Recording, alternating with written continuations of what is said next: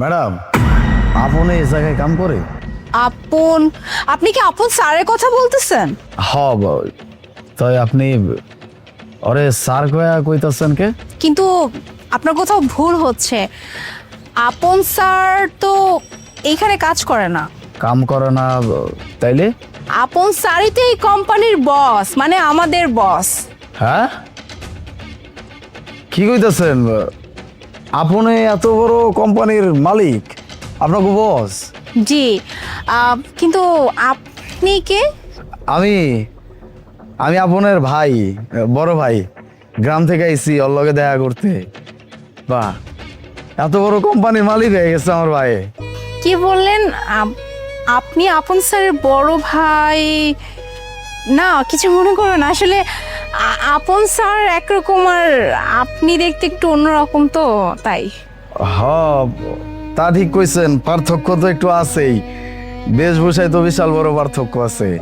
আপনাকে বস আপন স্যার, হ্যাঁ, তো এখন অনেক দামি দামি কাপড় চোপড় পরে। আমি তো গ্রামের থেকে আইছি, এর জন্য আমার কাপড় চোপড় এরকম। আমি ওর বড় ভাই। ওই যখন শহরে আসতে চাইছিল, আমি আমি নিজে ওরে বারণ করছিলাম, আমি না করছিলাম। ভাইয়া, আমি আর এই গ্রামে থাকতে পারবো না, আমি শহরে যাবো।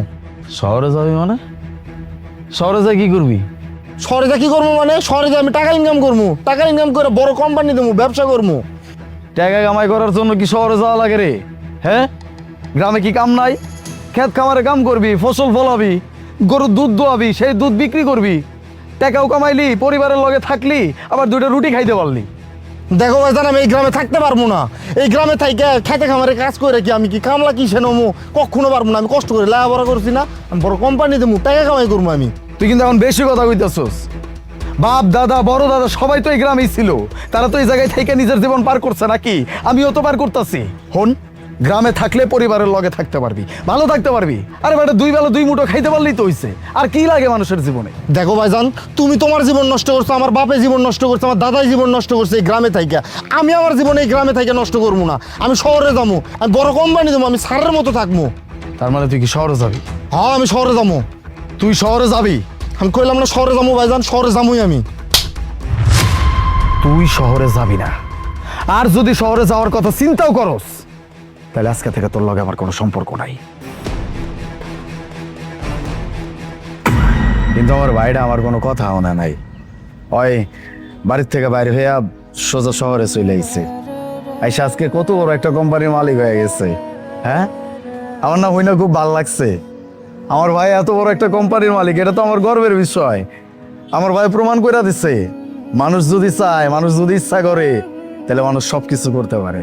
যাক, অনেক ভালো হয়েছে, আলহামদুলিল্লাহ।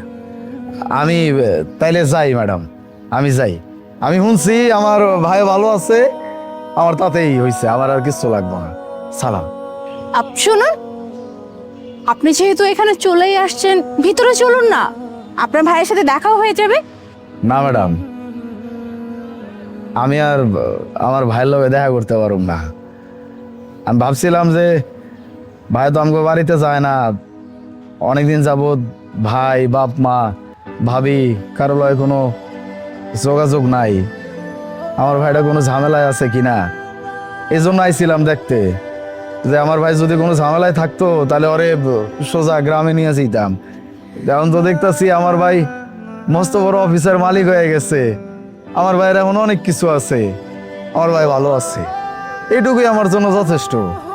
ম্যাডাম, ভাবছিলাম যে সবার জন্য তো শহর না, আমার দাদা বাপ বড় দাদা সবাই সেই গ্রামে নিজেকে জীবন পার করছে, ওই জায়গায় ইনকাম করছে, ক্ষেত খামারি করছে, এইভাবেই চলছে আমাকে জীবন। আজীবন ভাই ভাইছি গ্রামে জন্ম হয়েছে, গ্রামেই মরে যেতে দিব, এই জন্য ভাইয়ের অনেক বাধা দিছি।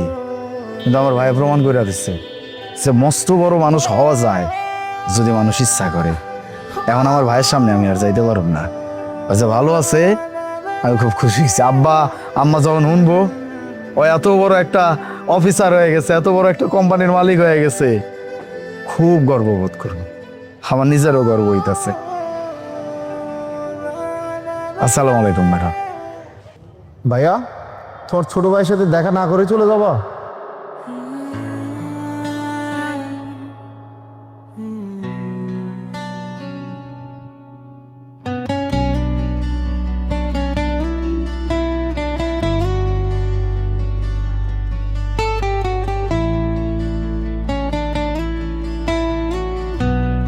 কিরে ভাই, তোর তো বিশাল পরিবর্তন হয়ে গেছে রে। কত সুন্দর লাগতেছে তবে দেখতে। বাহ, শুনছি তুই এই মস্ত বড় কোম্পানির মালিক হইছস। শেষমেশ তুই তোর ভাইরে ভুল প্রমাণ কইরাই দিলি না, যে মানুষ চাইলে সবকিছু করতে পারে। তুই প্রমাণ কইরা দিছস, মানুষ যদি চায়, মানুষ যদি ইচ্ছা করে, মানুষের ভিতরে যদি চেষ্টা থাকে, এ মানুষ সব যুদ্ধ জয় করতে পারে। আজকে তুই কত বড় অফিসের মালিক, কতগুলা মানুষ তোরে ছাড় গয়া ডাকে। এই ম্যাডামেও তোরে ছাড় গয়া ডাকছে, আমার যে কি ভাল লাগছে আমি তোরে বইলা বুঝাইতে পারুম না। তুই আমাকে নাম উজ্জ্বল করছিস। তোরে কোনোদিন আর কমু না যে গ্রামে চল। তোর যদি মনে হয় তোর বাপ মা ভাই ভাবি সবার উপরে যদি তোর রাগ ভাঙ্গে, তুই চাইস গ্রামে আমগুলো আগে দেখা করে আসিস। আমাকে তোর উপরে কোনো রাগ নাই, তুই তো অনেক কল টল করতি রে।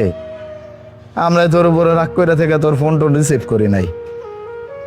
তাই রক্ত তো নিজের ভাই, চিন্তা হয়। এই জন্য আইছিলাম দেখতে তুই কোনো ঝামেলা আসস কিনা। তুই তো অনেক ভালো আসস, খুব খুশি হয়েছি রে, খুব ভালো লাগছে। তরে নিজের ভাই কইতে গর্ববোধ হইতাছে।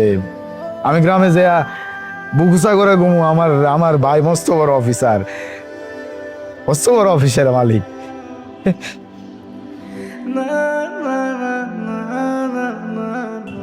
আমার তুই মাফ করে দিস ভাই, তোর বাধা দিছিলাম, মাফ করে দিস। না ভাইয়া, তুমি মাপ চাও না। একই সাথে পথ চলা, একই উঠোনে বড় হওয়া, আজ কেন তুই অনেক দূরে অজানায় হারিয়ে যাওয়া, বুকের ভেতর চিনচিন। তুই শহরে যাবি না, আর যদি শহরে যাওয়ার কথা চিন্তাও করস তাহলে আজকে থেকে তোর লগে আমার কোনো সম্পর্ক নাই। একবার অন্তত বল।